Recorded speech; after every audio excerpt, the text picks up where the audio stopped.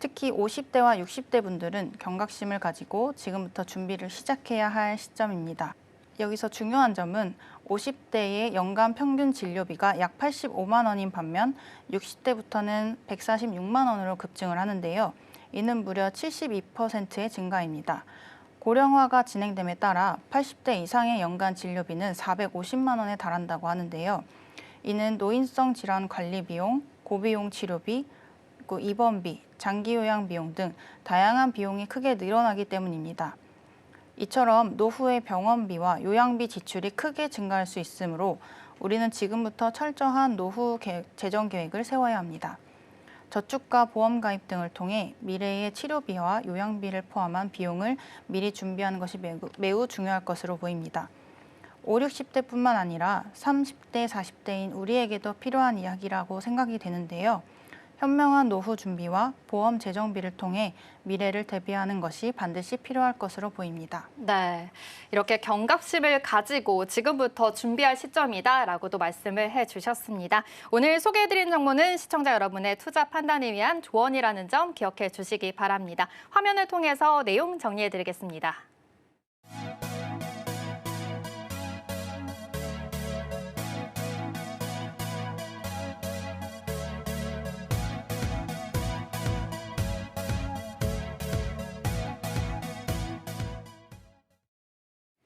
네, 그럼 벌써 오늘의 마지막 주제입니다. 화면으로 만나보시죠.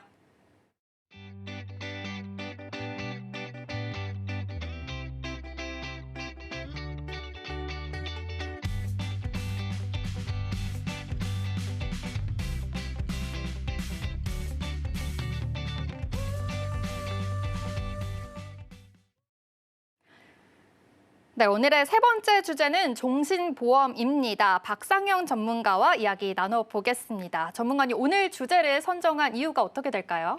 네, 많은 분들이 과연 종신보험이 나에게 꼭 필요한가라는 고민을 많이 하기 때문인데요.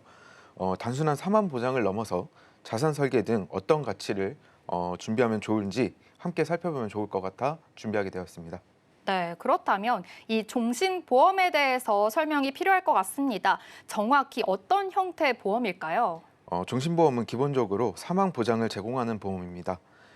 다른 보험처럼 기간이 정해진 것이 아니라 피보험자가 사망할 때까지 평생 보장이 되며 즉 언제 사망하더라도 보험금이 지급되므로 장기적인 사망 보장을 원할 때 선택하게 되는 상품입니다.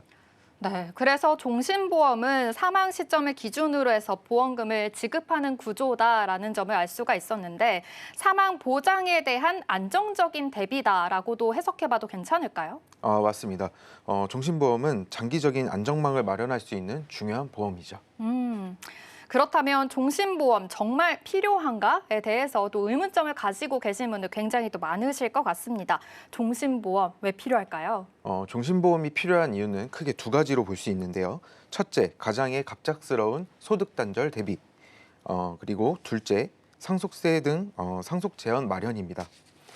40대 가장의 사망률은 통계청 기준 매년 7,000명 이상으로 같은 연령대 여성보다 약 2배나 높은 수치를 보이고 있습니다. 가장이 사망하게 되면 가족은 주택대출, 자녀 교육비, 생활비 등을 감당해야 하죠. 이때 종신보험은 사망자의 소득을 대신해 경제적 충격을 완화해 줍니다. 또 하나 중요한 부분은 바로 상속세 대비입니다. 막상 현금이 부족해 자산을 급매하거나 빚을 내는 경우도 많아지고 있는데요. 종신보험은 사망 시 지급되는 현금 유동성 자산이 되기 때문에 상속세 납부나 유족 간 분쟁에도 큰 도움을 줍니다. 실제로 최근 통계를 보면 40대 남성의 사망률이 급격히 증가하는 걸 볼 수 있는데요. 보시는 것처럼 40대 남성의 사망자가 여성보다 약 2배나 많습니다. 경제활동이 가장 활발한 시기인 만큼 갑작스러운 사망은 가족에게 큰 경제적 위기를 가져올 수 있습니다. 남겨진 가족은 주택대출 상환, 자녀 교육비, 생활비 등 현실적인 부담을 감당해야 합니다. 이럴 때 종신보험은 사망자의 소득을 대신해주는 안정망 역할을 하게 됩니다. 네, 이렇게 단기적인 충격보다는 조금 더 가족의 미래를 위한 장기 자금을 좀 준비할 수 있는 대비책이다라고도 확인해 볼 수 있을 것 같은데요. 맞을까요? 네, 맞습니다. 가족이 당장 살아가는 것뿐만 아니라 앞으로의 삶까지 설계할 수 있는 기반이 되어줍니다. 자녀 교육, 배우자의 재취업, 심리적 회복 등에는 시간이 필요하죠. 종신보험은 단기와 장기를 함께 고려한 재정적 지원을 통해 가족이 다시 일어설 수 있는 시간을 벌어주는 역할을 합니다. 네, 그렇다면 오늘 이야기하고 있는 종신보험, 최근에는 상속세 재원 마련 목적으로도 종신보험을 찾는 분들 굉장히 많다고 들었는데 이 점도 자세하게 알려주시죠. 맞습니다. 실제로 통계에 따르면 65세 이상 고령자의 종신보험 가입자 수가 불과 몇 년 사이 3.6배 가량 증가했습니다. 그만큼 상속세에 대한 준비가 점점 중요해지고 있다는 걸 보여주는 지표인데요. 네, 그렇다면 왜 그렇게 이 상속세에 대해서 지금 관심이 커진 걸까요? 가장 큰 이유는 부동산 가격 상승과 과세 기준 확대입니다. 예전 상속세는 부자들만의 문제라고 생각하고 있었는데 최근에는 일반 가정에서도 자산이 어느 정도 수준이 넘어서면 상속세를 부담해야 하는 상황이 많이 생기고 있죠. 네, 그렇군요. 그런데 이 상속세가 부동산처럼 자산이 있어도 현금으로 납부를 해야 한다라고 들었습니다. 이 점도 맞을까요? 네, 맞습니다. 바로 그 지점에서 종신보험이 대안이 되는 겁니다.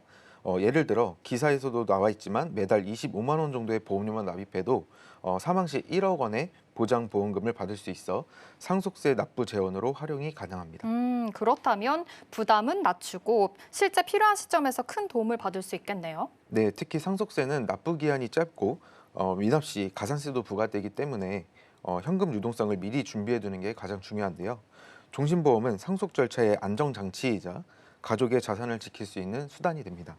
네, 그렇다면 이 종신보험에 대한 전반적인 이해는 됐습니다. 이 정기보험과 종신보험 중에서 어떤 걸 선택해야 될지 고민되시는 분들 많으실 것 같은데요. 준비하기 전에 꼭 알아야 할 차이점이 있을까요? 네, 종신보험에 앞서 반드시 비교해야 할 것이 바로 정기보험과의 차이점입니다. 두 상품 모두 사망에 대한 보장을 제공하지만 보장 기간과 목적 기간이 다르기 때문인데요. 정기보험은 정해진 기간 동안만 보장이 됩니다. 예를 들어 10년, 20년 또는 60세까지 보장처럼 계약 시점에 설정한 기간이 지나면 보장은 끝나고 보험금은 지급되지 않습니다. 그에 반해 종신보험은 말 그대로 사망할 때까지 평생 보장이기 때문에 언제 사망하더라도 보험금이 지급되는 구조입니다. 정기보험이 정해진 기간 동안에만 지금 보장이 된다고 하면 보험료가 조금 더 저렴하겠네요. 맞습니다. 보험료 부담이 적고 보장 기간이 명확한 분에겐 정기보험도 좋은 선택지가 될 수 있습니다. 하지만 사망 시점이 정확하게 예측이 되지 않는 만큼 안전 자산을 남기고 싶다면 종신보험이 훨씬 유리한 선택이라고 보시면 될 것 같습니다. 네, 그렇다면 좀 정리를 해보자면 짧은 기간의 위험 대비라면 정기보험이 되겠고요. 또 가족을 위한 사후 대비라면 종신보험이 적합하다라고도 말씀을 해주셨습니다. 이 점 맞을까요? 네, 정확합니다. 자산을 물려주는 계획이 있는 분들이나 상속세 재원을 준비하는 분들이라면 정기보험보다는 종신보험이 안전적인 선택이 될 수 있습니다. 정기와 종신 둘 중 나에게 맞는 보험을 고르는 것부터가 올바른 재정 설계의 시작이라고 보시면 되겠습니다. 네, 그렇다면 지금까지 종신보험의 필요성에 대해서 잘 살펴봤는데요. 실제로 우리나라 가정의 부채 상황과 또 지금 생활비가 어떤지도 살펴볼 필요가 있을 것 같습니다. 그렇습니다. 한국은행과 통계청의 자료에 따르면 2023년 3월 기준으로 40세부터 49세의 가구주의 평균 부채 보유액은 1억 2,500만 원 정도입니다. 그리고 해마다 조금씩 증가하는 추세를 보이고 있습니다. 네. 게다가 이 부채가 지금 주택담보대출뿐만 아니라 자동차 할부 또 신용대출도 포함이 된다 이 말씀이신 거죠? 네, 그렇습니다. 이런 이유로 종신보험은 사망보장 이상의 역할을 합니다. 가족의 경제적 기반을 지키고 대출 상환과 자녀의 미래를 위한 준비를 재정 안정을 지킬 수 있는 장치라고 볼 수 있겠죠. 네, 재정 안정 이렇게 말씀을 해주셨는데 그렇다면 가장이 갑작스럽게 사망할 경우에 가족이 경제적으로 흔들리지 않기 위해서 보장 금액이 얼마나 필요할지도 궁금합니다. 네, 매우 중요한 질문인데요. 가장이 사망했을 때 남겨진 가족이 경제적으로 자립을 하려면 최소한의 금액을 현실적으로 설정하는 것이 핵심입니다. 여기엔 대출금과 자녀 교육비, 생활비 등이 포함되죠. 첫 번째로는 대출금 상환인데요. 주택담보대출, 신용대출, 차량 할부 이것을 모두 포함해 평균 약 1억 5천만 원의 부채가 발생할 수 있습니다. 자녀 교육비는 자녀가 2명이라고 가정한다면 초등학교부터 대학생까지 총 교육비는 약 2억 원 이상입니다. 특히 고등학교 이후로는 비용이 급격히 증가하는 추세를 보이고 있고요. 세 번째로는 생활비 보장인데요. 4인 가족 기준으로 월 300만 원을 가정한다면 36개월간 약 1억 원 이상이 필요합니다. 장기적인 안정을 고려했을 때 10년치는 생활비 약 3억 6천만 원이 이상 되겠습니다. 총 필요 자금은 최소 약 5억 원에서 최대 7억 원 이상으로 추산이 되겠습니다. 그렇다면 왜 최소 금액 설정이 중요한지 좀 질문을 하실 수 있을 텐데요. 많은 분들이 전체 필요 금액인 5억 원에서 7억 원을 준비하시는데 좀 많이 주저를 하시는 편이세요. 사실 현실적인 최소 보장 금액인 3억에서 5억 원만으로도 가족이 단기적 충격에서 벗어나 자립할 수 있는 시간을 확보할 수 있습니다. 이 3년은 자녀가 진학하거나 배우자의 재취업, 심리적 회복을 위한 아주 중요한 시간이기 때문입니다. 네, 그렇다면 동심보험에는 지금 중도 인출, 약관 대출, 그리고 연금 전환 같은 기능이 있다고 들었는데 어떤 건가요? 네, 종신보험은 장기적으로 보장을 제공하지만 그 과정에서 급격하게 자금이 필요할 때도 있을 수 있습니다. 이때 활용할 수 있는 대안이 중도 인출과 약관 대출 그리고 연금 전환입니다. 하나씩 설명드리겠습니다. 중도 인출은 보험 계약을 해지하지 않고 보험금을 일부 인출할 수 있는 기능입니다. 이것은 만기 전까지 자금이 필요한 때에 일시적으로 인출할 수 있는 기능입니다. 주의할 점으로는 중도 인출을 하면 그 금액만큼 보험금이 줄어들 수 있고 인출액을 너무 많이 사용하면 보장 금액이 줄어들 수 있기 때문에 유의하셔야겠습니다. 다음은 대출인데요. 이는 종신보험에서 가장 많이 활용되고 있는 기능 중에 하나로 보험금을 담보로 대출을 받는 방식입니다. 역시 주의할 점으로 약관 대출은 이자가 발생하니 이 점을 충분히 고려해서 사용하셔야겠습니다. 또한 대출금을 너무 많이 사용하면 보장이 줄어들 수 있으므로 대출을 이용한 자금 관리는 신중하게 하는 것이 좋습니다. 마지막으로 연금 전환 기능인데요. 연금 전환은 즉 보험금을 연금으로 전환하는 기능입니다. 종신보험에서 보장받는 보험금을 정기적인 연금 형태로 지급받을 수 있는 방법입니다. 이 기능은 주로 노후 준비를 위한 자금을 마련할 때 유용하게 사용되고 예를 들면 40대에 가입한 종신보험이 일정 기간 후에는 연금 전환을 통해 매달 일정 금액을 연금으로 받을 수 있습니다. 역시 주의할 점이 또 있죠. 연금 전환을 할 때는 연금 수령 시점을 정확히 설정해야 하며 전환 가능한 시기와 수령액을 미리 확인하는 것이 중요합니다. 네, 그렇다면 종신보험에 가입할 때 참고해야 할 팁이나 유의사항이 있다면 알려주시겠어요?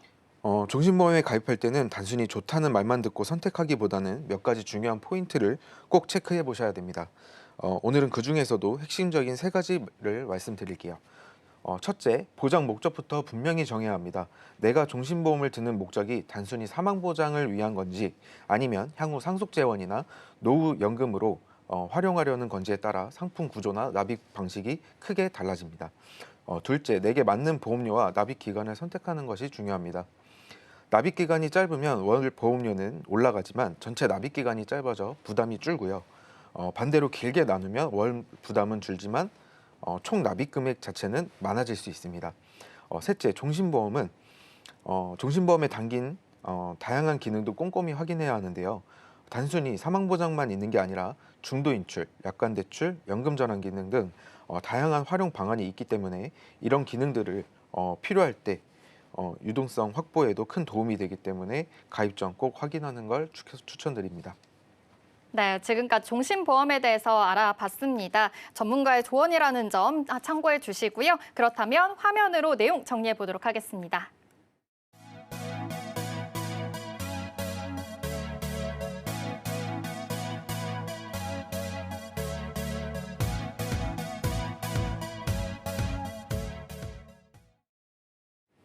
네, 오늘 방송은 서울경제TV 홈페이지와 서울경제TV 유튜브 채널을 통해서 다시 보실 수 있습니다. 인생설계 원픽, 저희가 준비한 내용은 여기까지입니다. 함께해 주신 여러분 고맙습니다.